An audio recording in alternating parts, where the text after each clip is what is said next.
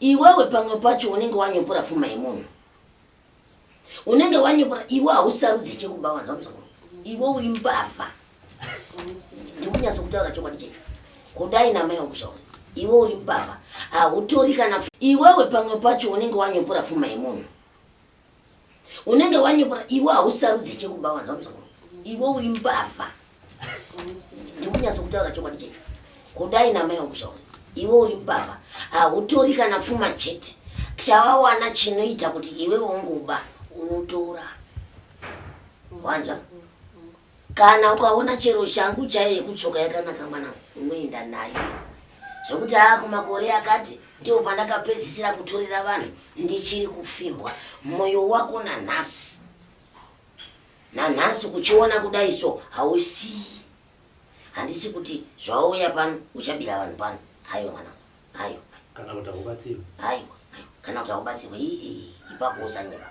Asi tiri kungoti tione kuti tobatsirana sei. Ninyaya yemusana nemakumbo ndizvimwe zvokunetsa. Uyezve iwe unoita semunhu ane murume kana semunhu ane pwiri anoyamwisa iwe usina.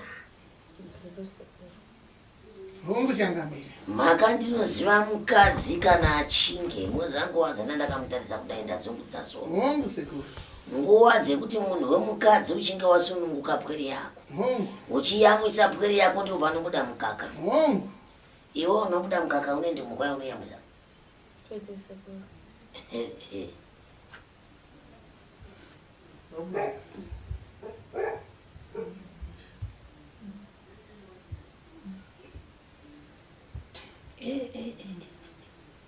Zvisinei muzukuru.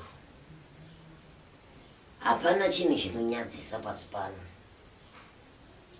Nhamo yako iri nani kupfuura yevamwe.